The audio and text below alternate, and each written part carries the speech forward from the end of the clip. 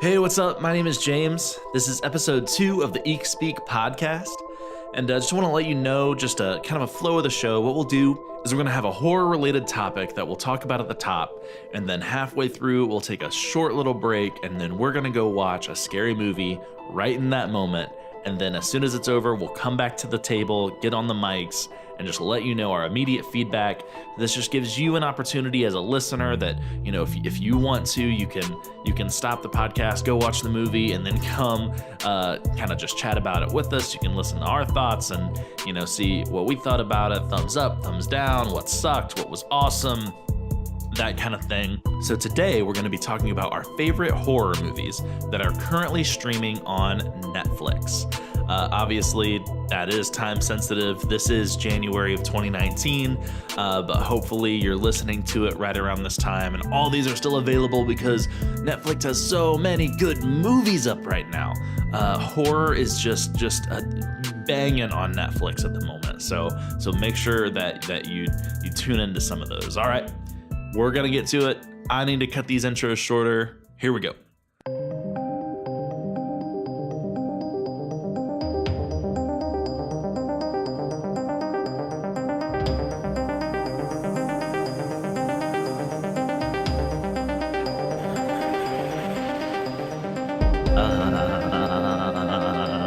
See, I'm ready. I'm like, I feel like I'm the wild card, you know? I'm the wild card. I've always felt that way about you. Thank you. Oh, shoot. Who cut the brakes? Oh, okay, yeah. So I'll start with like a, hey, I am, on my right is, on my left is. That's the best way to start. Hey, what's up, guys? I am James, and on my right is Danny. And on my left, I have Cody.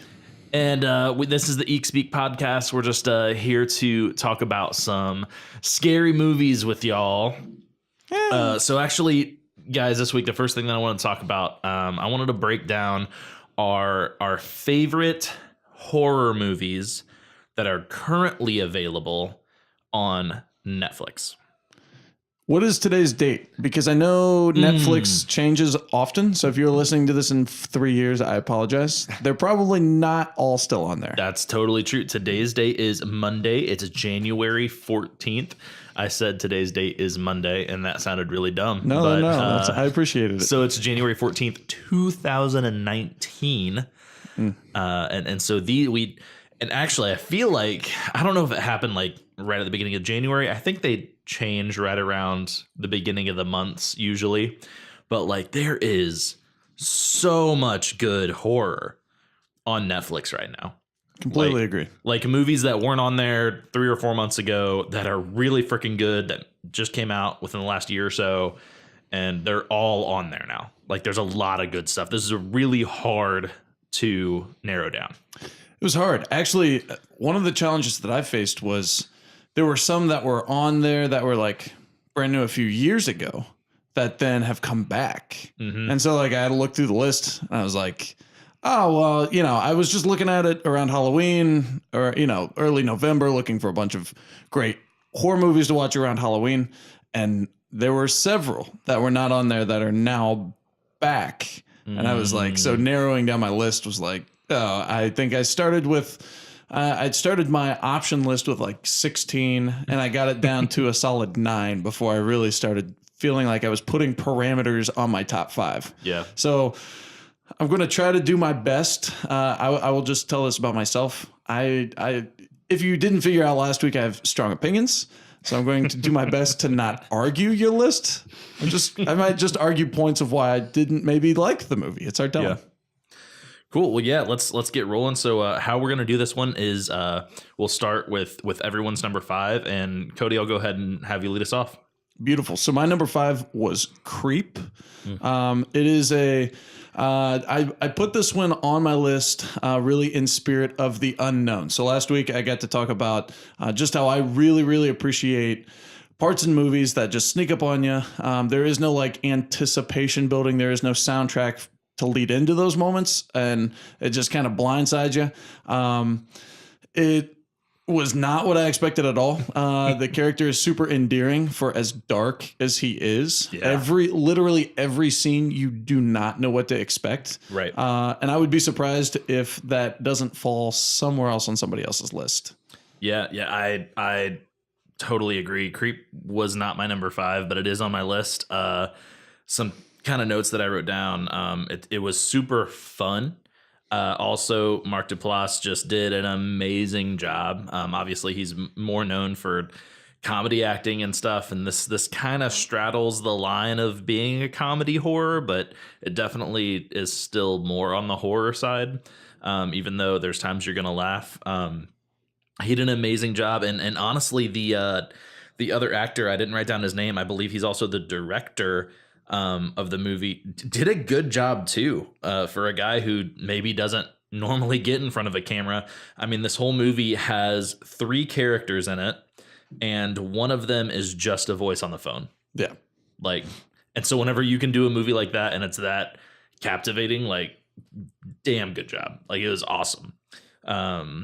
So my number 5, I cheated on a few of these and I kind of doubled up. My number 5 actually is sort of like, these are fairly mainstream, and it's just like, if you haven't seen these yet, like, first of all, come on, like catch up, but also they're on Netflix right now, so just go watch them. Like you'll burn through these pretty quick. It's not anything that's hard to digest. It's very, very simple. But so number 5, I had 2 movies. It was Scream 4 and John Carpenter's Christine. So, Scream 4 was Wes Craven's final film. And I'm a sucker for the Scream series as it is. But after watching 4, I felt like you could watch the first movie and then watch 4 and that'd be it. That's interesting. So for my list, I specifically tried to stay away from the classics, so to speak. But I appreciate this. I appreciate the shout out. The Scream series. I think when I looked, there was like Scream, I Know What You Did Last Summer. One of the Screams, I Know What You Did Last Summer. Christine. Mm-hmm. There was missing one that was just like, that could be it was one of the Chucky movies, Bride or Cult of Chucky. Yeah. That are just kind of like these are on Halloween, but some channel Halloween, every Halloween. If you haven't seen these, what the heck are you doing with your life? Right. But still worthy of a category in a top 5. Yeah. Yeah. I mean, that's kind of why I lumped them together on 5, just because, like, if you haven't seen these, like, come on, like, and honestly, Christine specifically is a movie I should have watched way before I finally did. I really just watched it. It was 2018 when I watched it for the first time. And I was looking back through John Carpenter's filmography, and it was kind of the last of his, like, super gold period. So he had good movies after that, but, like, it was right after, I think, because he still did the soundtrack for Halloween 3, and I think this is the movie that he directed after Halloween 3, and then after that was when he started getting a little more adventurous with his directing, and you got some weird stuff, and, like, you got, like, Big Trouble in Little China, which, like, I love, but, like, it's admittedly not a super great movie, not like Yikes. The first Halloween, like, so just, it was the last of his kind of golden run there in the 70s and 80s, and so yeah, if you haven't watched it, give it a shot. Danny, number 5.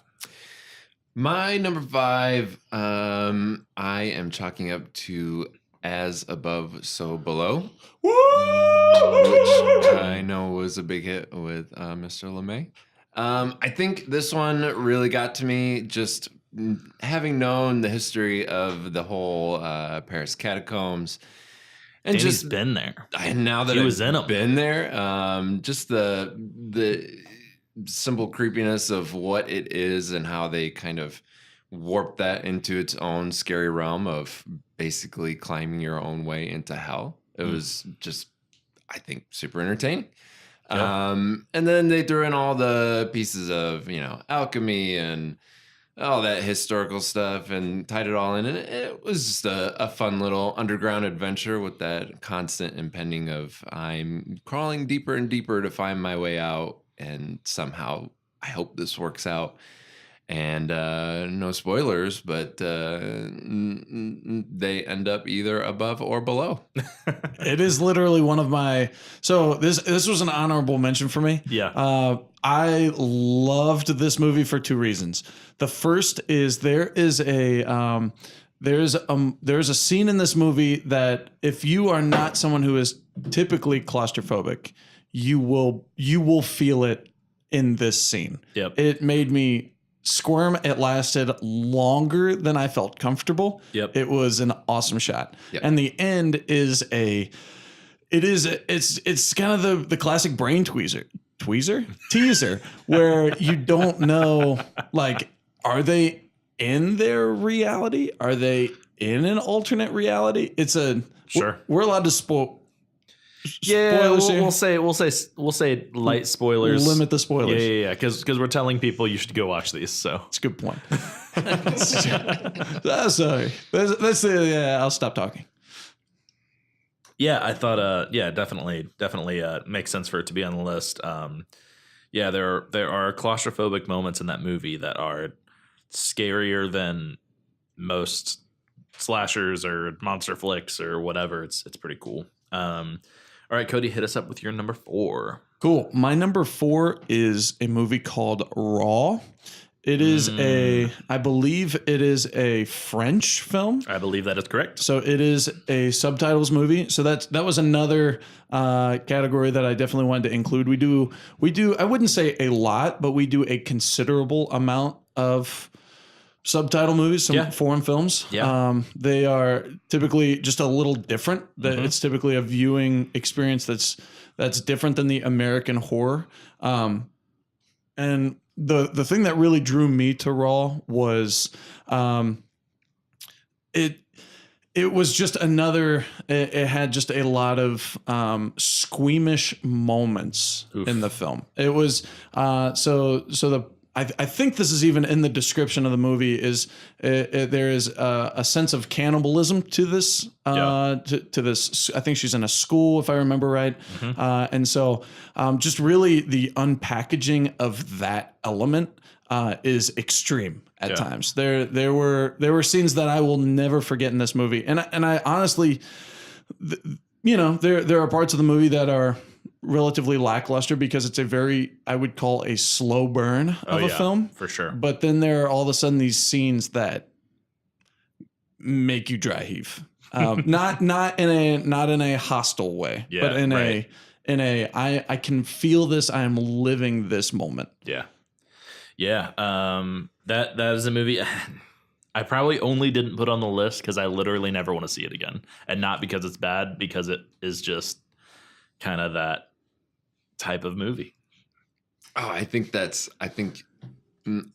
one is on my list. I won't spoil where it is on my list yet, but it is one of the most unforgettable movies I think that we have ever watched. Yeah. Just given the nature, and I won't call it realistic in the sense of this was a pretty extreme example of what was happening, but the concept and trying to get into the mind of this person that's going through what they go through in this movie and how they get to doing the things that they end up doing is just tough to forget and it's just a frightening mindset to get into. Yeah.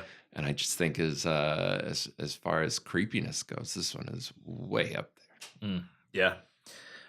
So my number 4 is The Ritual, which is a really, really interesting movie. It kind of has it starts off with kind of a Blair Witchy kind of vibe. It's definitely a Lost in the Woods type of horror movie. And I don't think that this is too spoilery if you haven't seen it, but like what it does so well is the handling of the monster. Yes. So it doesn't show you for a significant amount of time, and then finally they're just like, fuck it, here you go.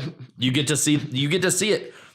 Maybe not in broad daylight, but like you see a lot of what the thing is. And there's so many movies that have struggled with that. Yeah. I mean, we just watched Bird Box last week. We obviously never got to see the thing, the creature, whatever. Like we never got to see actual visual representation of it. So yeah, I just thought that, you know, The Ritual handled it really, really well, and it was awesome. And the design of the monster was great, but then also there was just a middle scene. It was a pretty middle of the road movie for me most of the time, and then there's just this one scene that's kind of, I'm trying to remember like the proper like storytelling names of like the narrative, but like it's just like it's kind of a critical moment where it goes from being we're walking through the woods to like, oh shit, this is a horror movie. Yeah, and like when absolutely. that moment happens, like it's one of the best horror scenes I've seen in a while. Like it was just awesome. It's one I try to remain not as animated when I watch movies until the unforeseen scenes hit, and then I typically start laughing really loud or I holler, and I that's one of those scenes that you know when the movie changes. Yeah, you witness it happen, and it just kind of stuns you, and then you realize from here on out the movie is completely different, and you experience. I can't keep going because I will add spoilers. But yeah, yep. Danny, you're number 4. My number 4 is where I threw on Terrifier. Cool. This was a movie that I ended up missing with the Scary Movie Monday Club.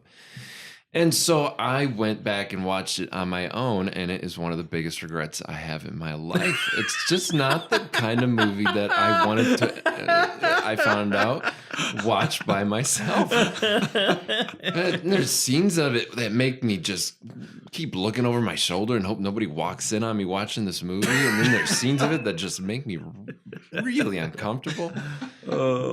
But in general, it is, you know, your typical scary thing, blood and guts, you know, scary kind of movie. Yeah, and Terrifier's on my list too. We'll get into a little more details when we get there. Yeah, if that's okay. Oh cool. Yeah. Let's go ahead and move on. So I'll just do mine real quick. My number 3 was Creep, which we've already talked about.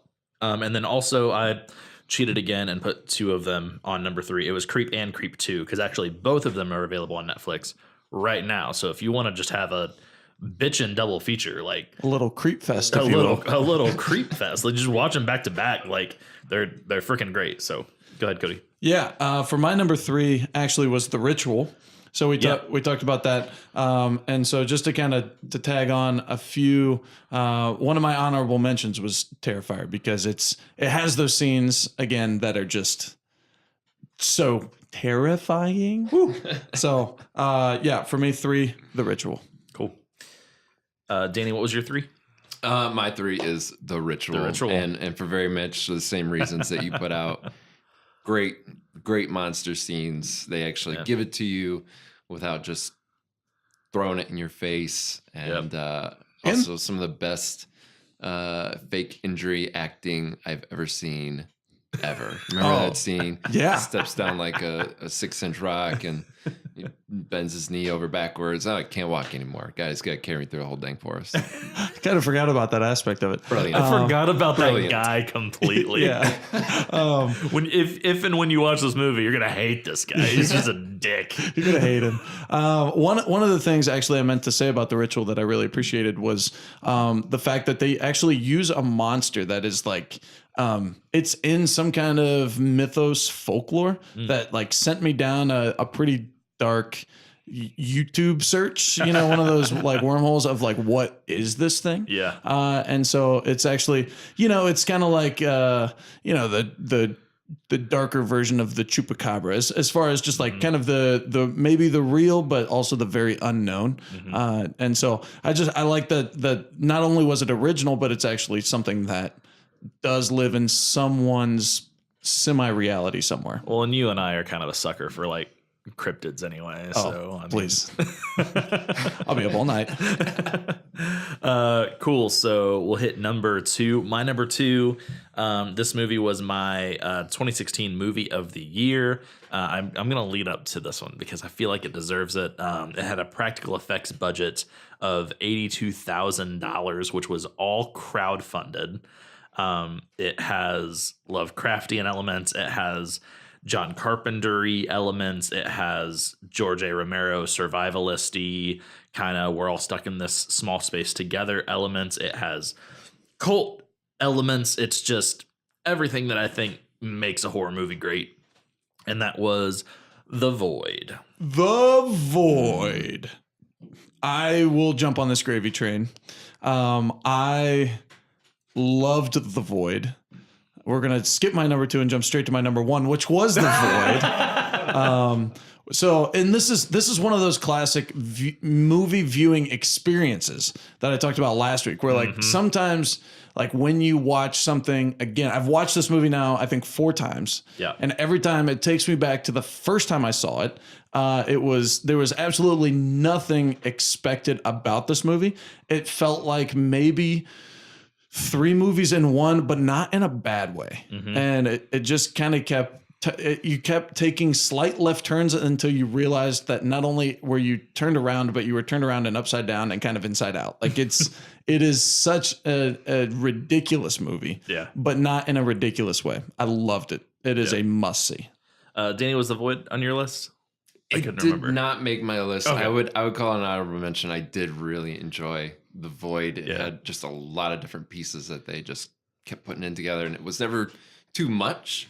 It's very well put together, and I dug all the imagery they threw into it. The special effects were just outstanding. So much practical effects. And yeah, so like this kind of, we talked about this a little bit last week, and then Cody just touched on it. Like there's also with certain movies, there's always going to be this like situational kind of part that goes into it as well. So like Cody and I, we found out that this new horror movie indie flick was being shown at like the art house cinema in our city, and it was like a midnight showing. They were only doing it for like 2 days, and we're like, oh, like this sounds cool, like we'll go check it out. And like we went into this tiny little art house cinema downtown at midnight, and like who goes and sees a weird indie horror movie at midnight, especially in a town of our size, like a bunch of freaking weird people like us. So like one guy who ate popcorn very loudly, behind me. So loud. He was so loud the whole movie. And like, it just that whole experience. And then we obviously enjoyed the movie. And then like we walked out like to your car afterwards, and it was just like, 2:00 in the morning or whatever. It's just weird. It's just weird. And, awesome. And like now, obviously those emotions for me are also tied to that movie. All right. Cody, you said your number 1 was The Void. So Danny, your number 1. My number 2. Oh, I'm sorry. That's all right. We already talked about it. It was Creep. It was fun. Okay, cool. Fun. Well done. Everything we already said. Great musical numbers. Definitely a must watch. My number 1 ended up musical numbers. My number 1 ended up being Raw. It's just, I think, one of the most memorable movies I think we've watched in Scary Movie Mondays. Yikes. And not for good reasons. It just for great reasons. So many upsetting scenes, and it was hard to decide what kind of horror I wanted to put on this number 1. If it was, the gory, if it was the, deep mental scary, or if it was just the totally upsetting kind of scary. And this one was just one I also don't ever want to watch again in my whole entire life. Never. I don't tell people about this movie very often because I think it would upset them too. But if you're watching this podcast, I think that's what you're into. That's okay. They're probably listening to it, but that's fine. Don't watch it. Well, it's fun to watch a little timer go by. Count the seconds. All right. So my number 1, I'm kind of surprised that I was the only one that had this at number 1. So there's going to be, I really want to open this up for conversation. I really want to talk about this one a little bit. We got a little bit of time still left on the clock before we take our break. My number 1 was Terrifier. I really liked Terrifier. I mean, yeah, like I know it's kind of like a B slasher flick, but like who's making those anymore? Like Who's making them well anymore? Yeah, That's true. And yeah. and I would say that's the distinction. Is I feel like they're kind of a dime a dozen. They have been since Michael Myers. Yeah. But to have characteristics that are unique to that monster, whatever Yeah. monster protagonist, like, it's such a unique film in a sense of like, it's at times so ridiculous you have to laugh, and then kind of like what Danny said, then there are these extremely disturbing images that are it I would say hedges on kind of the gore porn kind of at times, and but still not tasteless. I don't. It's definitely a must watch. I feel like it has the gore porn without like the torture porn though. So like I don't know, like, and for me, like sometimes those movies just kind of fall into a different category. So like I will kind of lump it in more with like a Texas Chainsaw or something like that. Like it is definitely hearkening back to that. But I say I think that Art the Clown, I feel like he's earned his place in Slasher Hall of Fame, at least in my heart. So he's right up there with Michael Myers and Freddy Krueger and Jason Voorhees and if nothing else for the diner scene. I mean the diner scene it could be just a classic horror movie scene. So good, and it's at the very beginning of the movie, so we're not even spoiling much for you. You guys are gonna get good stuff as soon as you start the movie, and that's all. I always love it when something can just jump in and hook you. That going backwards, The Void, absolutely, it hooked you in a completely different way. There's a lot of kind of mystery and intrigue. It's like what the hell's going on, but yeah, just those great hooks at the beginning. So I was listening to another horror movie podcast called Scream Speak today. So they kind of, friended us on Instagram, and I'd friended them back and followed. We don't have friends. That's on Facebook, right? Whatever. We have friends. I have friends. And I shot them a comment because they did an episode on Bird Box. Their thoughts on Bird Box were very similar to our thoughts on Bird Box. So I was just like, hey, glad to see, someone else wasn't super impressed. But I listened to their Terrifier episode today as well. And the guys at Scream Speak did not care for Terrifier. And I was just kind of, I was kind of bummed. Like, oh, that's my favorite horror movie on Netflix. But I mean, that's just part of it, and that's what's great about horror is I think there's always going to be some movies that people just completely objectively love, but then there's also some people like it, some people don't. I mean, that's just kind of the beauty of how you can have such a vast kind of variety, like even in such a small subgenre. Like absolutely, like whenever I tell people that I have started a horror movie podcast, they're all like, well, who's gonna listen to that? Like that's so specific. And like in my mind, I'm like, it's not specific at all. There's so many different kinds of scary movies. Like this could go so many different ways. Who knows what's gonna happen? The world is my oyster. No, absolutely. Well, and kind of, I got into it a little bit last week, actually. So I'm going to back up a little bit. I forgot to mention my number 2 because I jumped to my number 1 at The Void, which is The Witch. And so it's yeah. So it's a very, so that actually adds to the comment that I want to make, which is in that, in the horror genre, there are, you're going to have those people who hedge towards the Lovecraftian film. You're going to have those that hedge toward the possession, demonic film. You're going to have those that hedge towards the gore porn, towards, and so like within that, it just kind of goes to show you like everybody can really appreciate the genre, but walking away, everybody's going to feel a little different. Yeah. So for me, The Witch, why I was so captivated by it is because being a history major, it really delves into kind of that colonial America, like very religious, like extremism.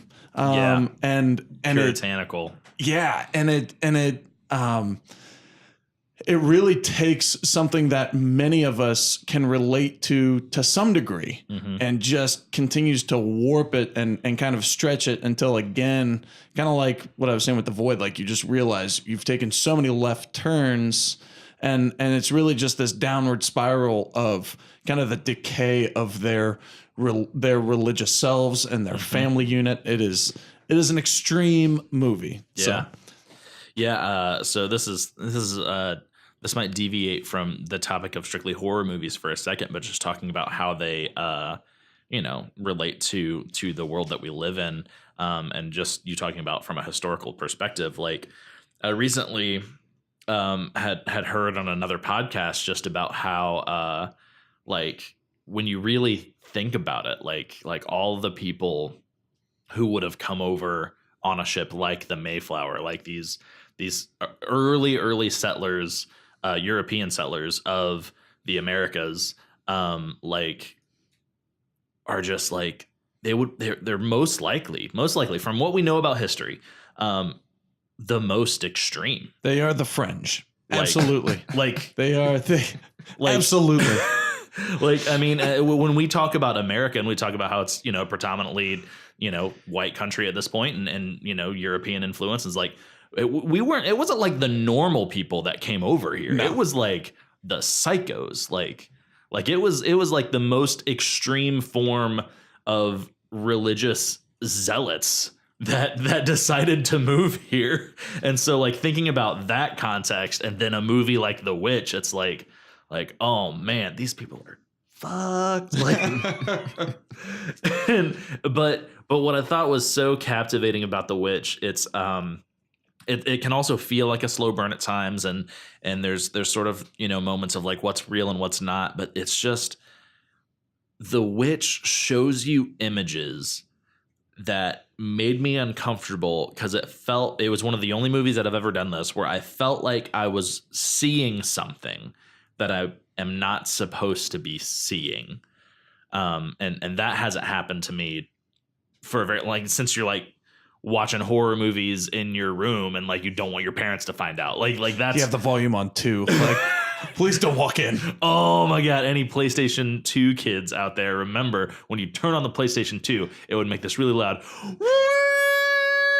sound out of the speakers of your television. So like you're always like, if you like snuck out of your bedroom to try to like play video games in the middle of the night, you're like trying to mute the TV before the startup sound happens. And like yeah, The Witch kind of gave me those feelings. It's like, I'm not supposed to watch this. Yes. And like very few things, especially movies, have made me feel that way in a very long time.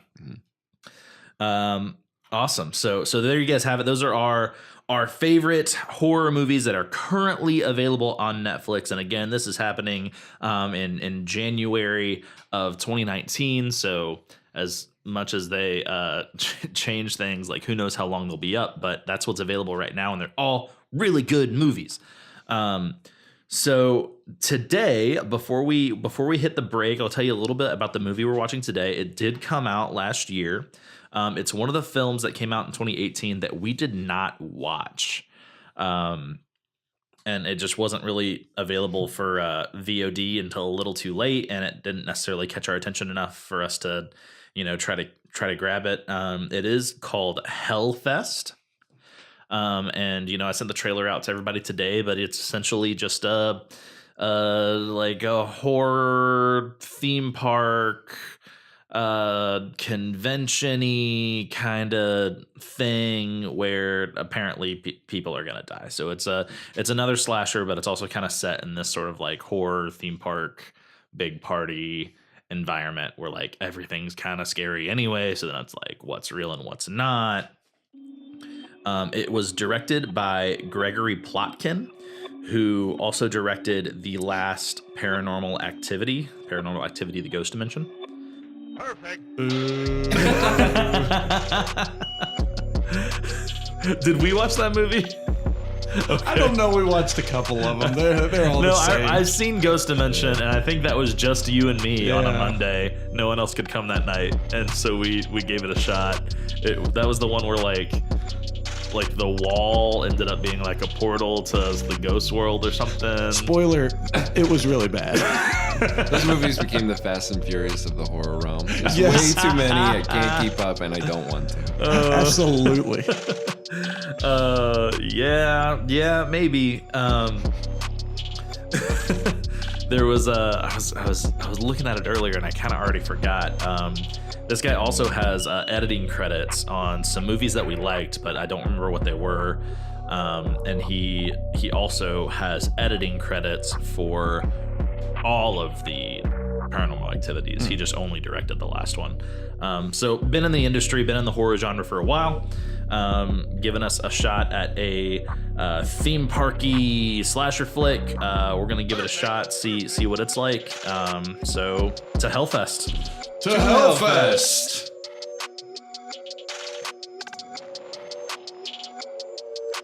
Hey guys, it's James again. Man, during this break, I wanted to tell you about just another cool thing in the horror community. We're always just wanting to just kind of spread awareness, make sure that people know about things that are happening. Today I just wanted to let you guys know about Shudder. You've probably heard of it before. Maybe you haven't given it a chance yet. Man, Shudder is a streaming platform specifically for horror movie lovers. So they have tons of stuff on there, stuff that you're not gonna find on Netflix, stuff that you're not gonna find on Hulu. And it's just a huge selection. And what's been really cool is lately they've been delving a lot more into getting some exclusives and even doing some of their own productions. So one of the things I just started watching on Shudder literally this morning, I had some free time this morning and I was like, hey, I want to watch something scary. Let's boot up Shudder, see what they got going. And they have The Last Drive-In with Joe Bob Briggs. And if anybody knows Joe Bob Briggs, he's a horror host that's been doing this job for a long time in different formats, doing this show in different formats for a lot of years. And man, the guy is just funny. He's a great entertainer. He's also just a great actor, and his character is just awesome, especially for people who love horror. And he really digs into what makes these movies great, even the ones that, maybe we're a little embarrassed that we love. He just kind of gives that voice in the room with you.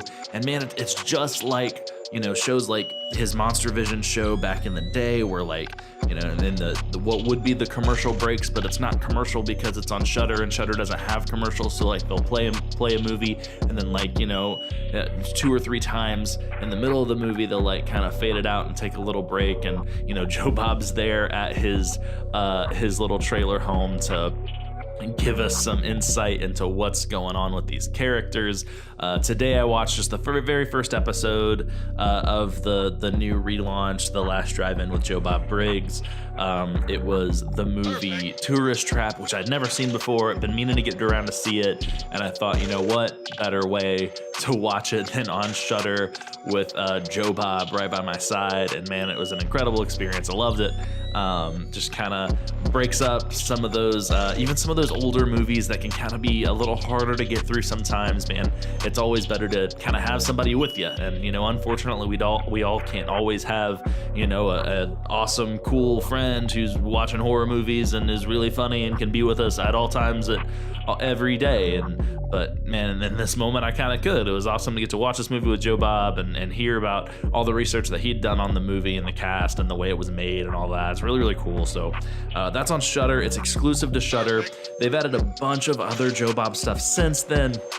And man, that's just one of the great things about Shudder, is that it's content that's being made just for you. So, Netflix might have a cool original horror movie from time to time, but that's not their main focus. With Shudder, this is what they're focused on. They have a team of curators that are making content or curating content just for you, figuring out the thing. They know what we like. They don't have to figure it out. They know what we like. They know what you like. They know what I like.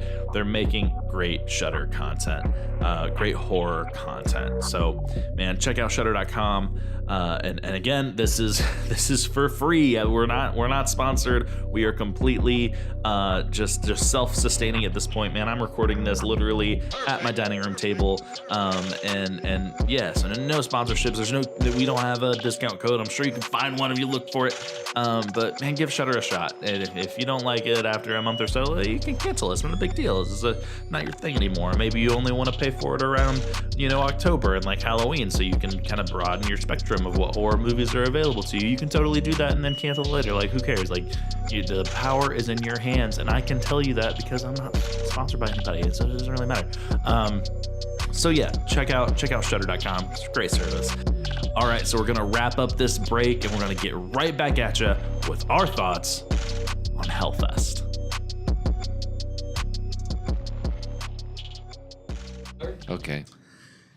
Okay, so we just got back from watching Hellfest. Thanks so much for hanging in through the break. We're gonna give you some immediate feedback here. I did want to just kind of say, so before, I think we worded it like a yes or no, recommend, don't recommend. I still want to kind of keep that style, but we'll just say thumbs up, thumbs down, and then there's 3 of us on the podcast, so whichever one gets 2 will be our official thing. So, so I think that applying that logic to Bird Box and last week, it would probably be you should watch the movie. And enough of a thumbs up that you should watch the movie. We didn't like the movie, but we thought you should probably watch the movie. So what do we think about Hellfest? I give it a thumbs up. Here's why. Here's why. You're just trying to be argumentative. Best scary horror movie I've ever seen? Absolutely not. Not by a long shot in any means. Predictable, silly characters. But for the fans of your typical Halloween haunted house, it's very fun to see all these different concepts of Halloween haunted houses. And the enjoyment of this completely unrealistic I wish we were on video Halloween rave party. and then the spooky stuff that can happen. Generally speaking, I have a lot of criticisms to the movie, but it's worth a watch. I think it's worth a watch. All right, we'll kick it my way next, and I think that this could be a great opportunity for some really good conversation about Hellfest. I'm also gonna say thumbs up because, again, I don't think it's a great movie. I don't think it's a great movie at all. But again, we are free to. There is so much just hard face palming happening right now.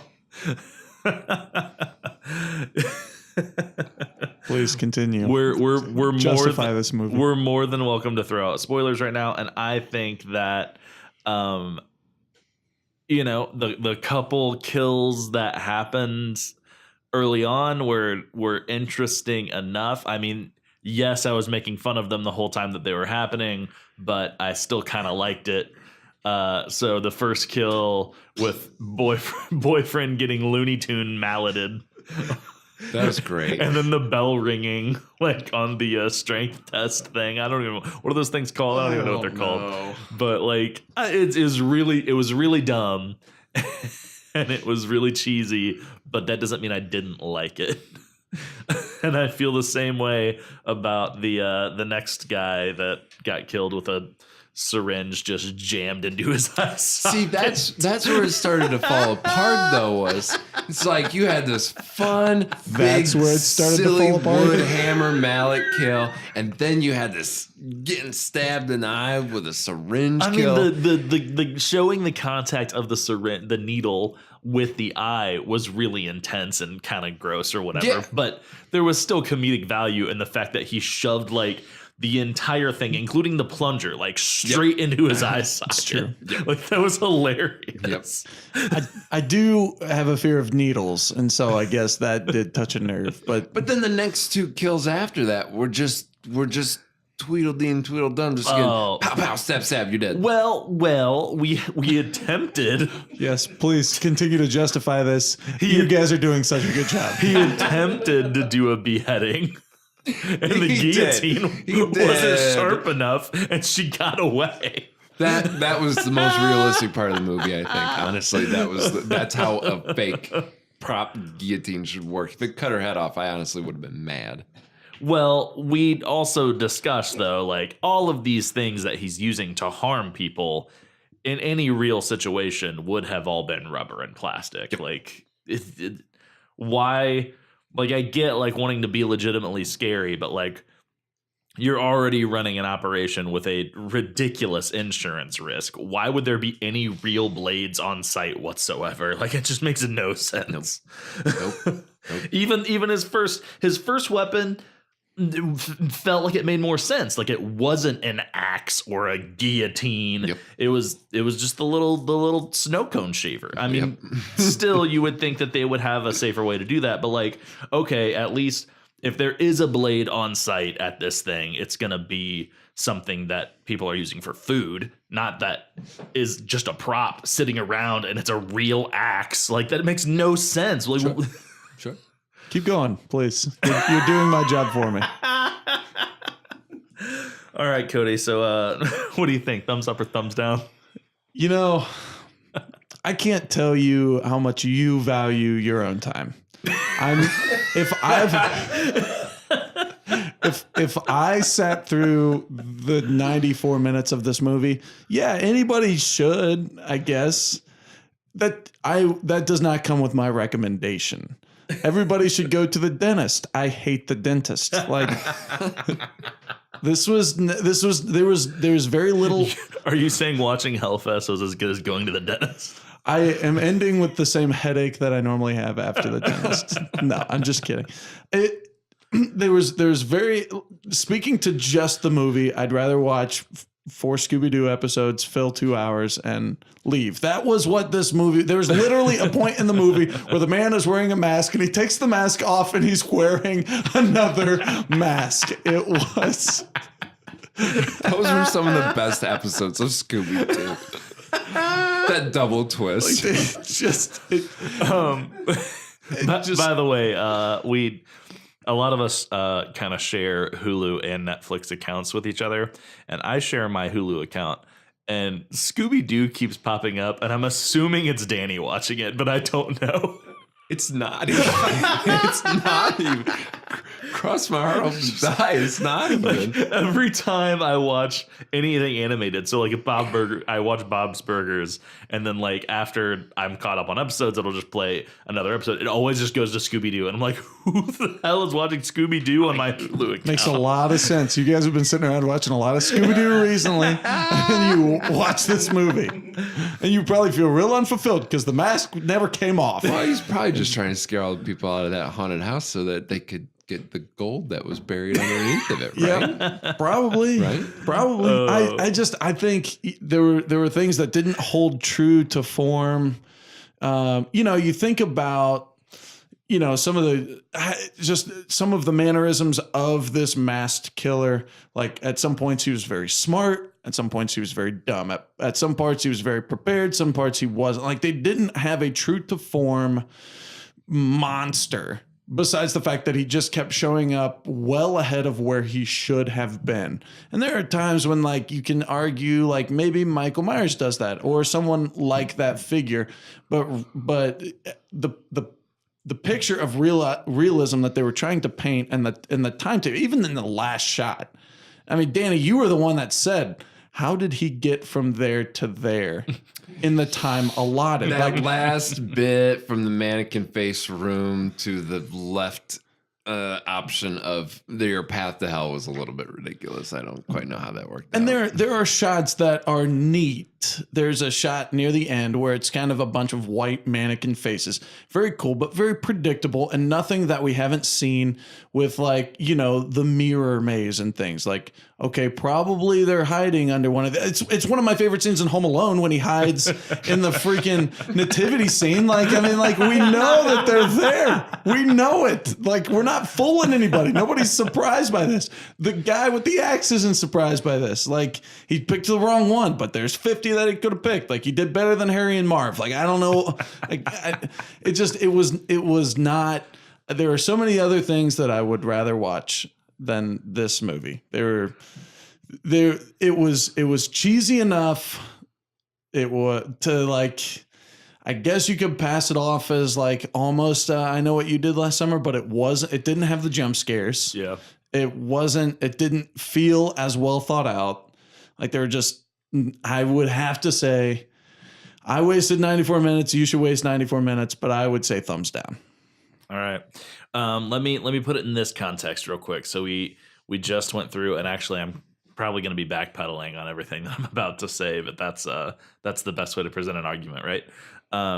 So this episode in particular, we have talked about Netflix movies. So I guess I still give it a thumbs up if I'm saying thumbs up or thumbs down, but we paid, what was it, $5.99 or $6.99 on Vudu to rent it video on demand. I would not suggest that you do that. But I would not suggest that you do that because we just went through a ridiculous amount of really good horror movies that are on Netflix right now that you don't have to pay per movie. So if you have a Netflix account, you have plenty to watch before you watch this movie. Unfortunately, we just have seen all of those already. If you have $6, go to Burger King, get 60 nuggets, and go watch a lot of Netflix movies.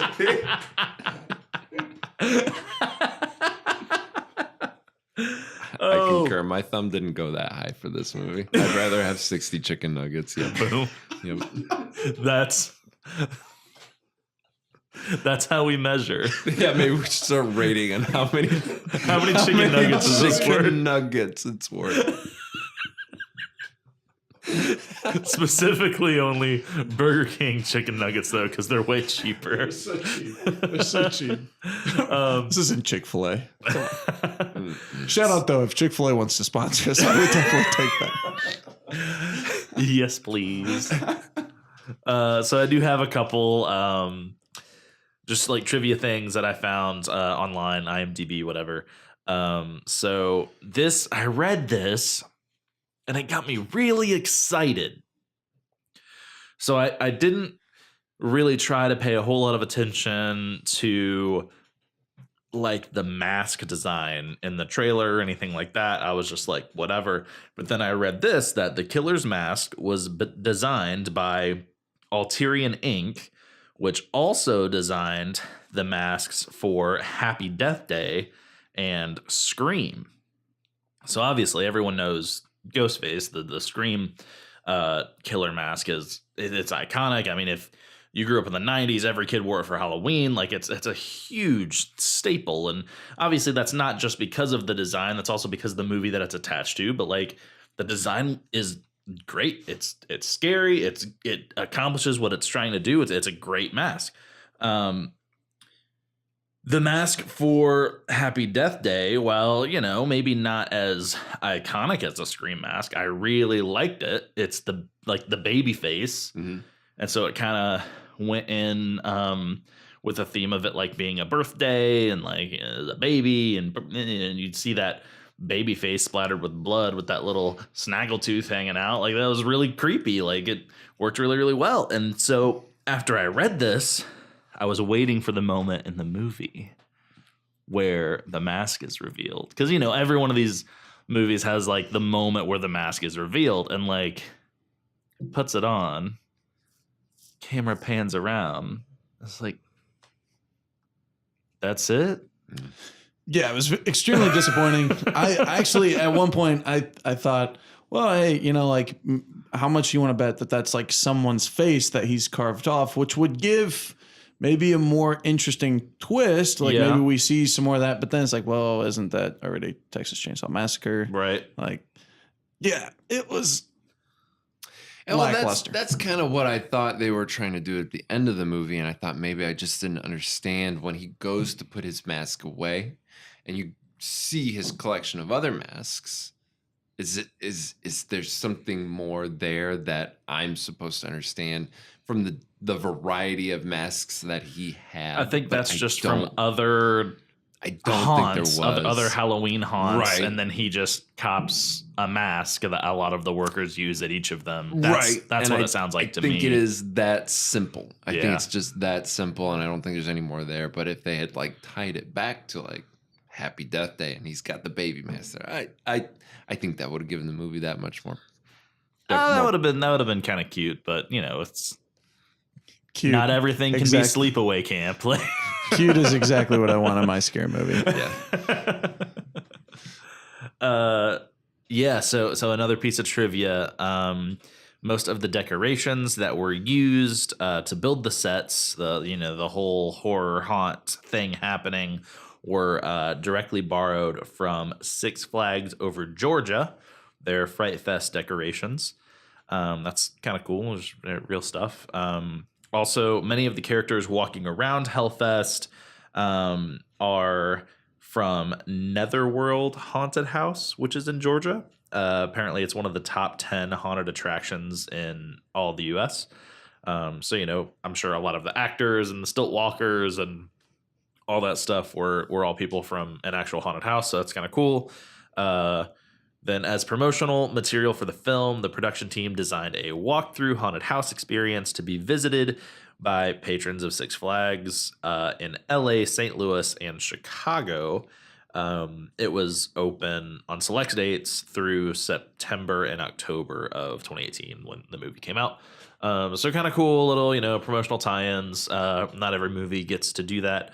I did want to talk a moment, and neither of you guys saw this movie, so you probably don't have much to say about it, and I've already been talking for a while. So before I say anything else, you guys just have anything else you want to say about Hellfest?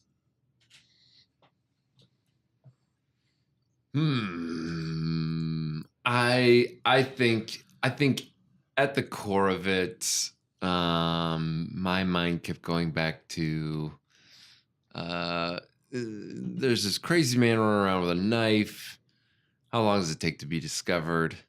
And the way the movie played into making all of these horror death scenes seem almost reasonable, I kind of liked, but it just sort of fell off by the middle of the movie when things start ramping up, which I guess it would, but didn't really draw back to the beginning of the film where it seemed like he had multiple people strung up in the first multiple people strung up in the first haunted house he was in. So I don't know. I think it is a fun, scary movie to watch with your girlfriend, yeah, or your wife, or people that don't like things that are actually scary, and that's the bottom line. And now you know the rest of the story. Would you recommend it over Bird Box? Yeah, I would recommend it over Bird Box. I would recommend it over Bird Box. Would you rather vomit or have diarrhea? Yeah, it's better. It's pretty low bar. So, you know, we were talking earlier and we've heard about this kind of apparently natural occurring phenomenon called twin movies, where like two movies will get released right around the same time that have very, very similar concepts. One of them that came to mind was Olympus Has Fallen and White House Down. They came out like literally weeks apart, and it's the same movie. So this happens every once in a while in Hollywood, especially if someone like pitches an idea and then like maybe it gets scrapped and a different studio picks it up, and the first studio is like, oh, well, maybe we can do something kind of like that, and then they make another script, and like, so it's not to say that. So two movies came out last year right around Halloween. One was Hellfest, which was much more polished and kind of more blockbustery. Like, hey, this is the horror movie to go see this Halloween or whatever. Obviously 2018 was a bad year to try to pull that off, because that's also when we got the actual Halloween reboot, right, or sequel, however you want to look at it, reimagining. So everyone else is dead in the water already. Sorry. No matter how good your movie is, you just can't compete with that. So the other movie that came out was Bloodfest. Very, very similar initial concept of like it being like this haunted house party extravaganza that's like a theme park, and teenagers go there and they expect to get scared, and then like they end up dealing with real killers. But that was produced by Rooster Teeth, which they obviously had a much lower budget, but they also came at it from a much more comedic angle, and it was way more just over the top and stylized, and it didn't even pretend to try to take itself seriously.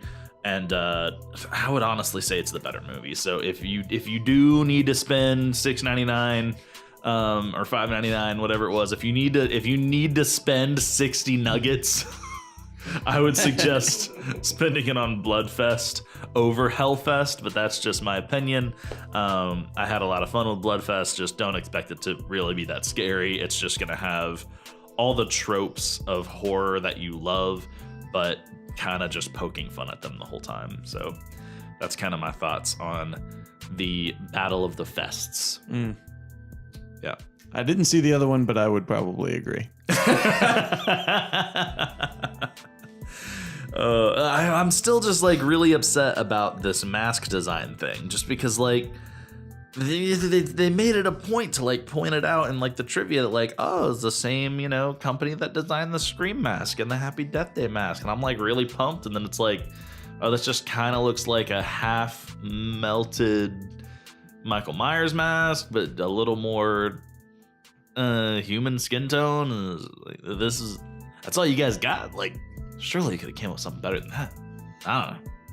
Something. I guess I'm not a prop designer, so I don't really know, but I would imagine something better than that existed. But, you know, not to crap on anyone who made the movie, because like I said, it still gets a thumbs up from me. But there you go.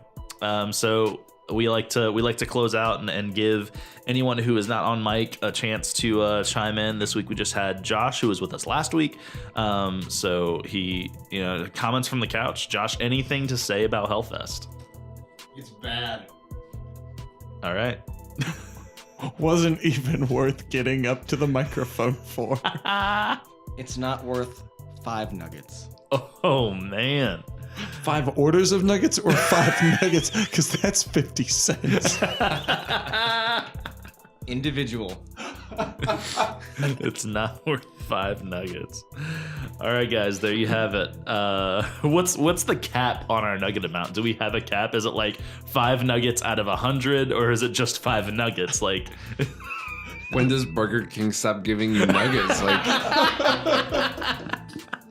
you want diarrhea or you want to throw up? Is that what you said before? I mean, It's pretty close. yeah. oh. All right. Well, thank you guys so much for listening. This was Hellfest, and there you have it. Thank you so much. You're welcome. All right. Well, there you guys have it. From us here at EekSpeak, Hellfest gets a thumbs up. So, you know, like I said, maybe don't pay money to rent it if you haven't seen all of these really, really great movies that are on Netflix right now. Watch those first. But yeah, it's getting a thumbs up from us, and that's about all else that I can say about it. So, you know, here's till next week. Thank you guys so much for listening.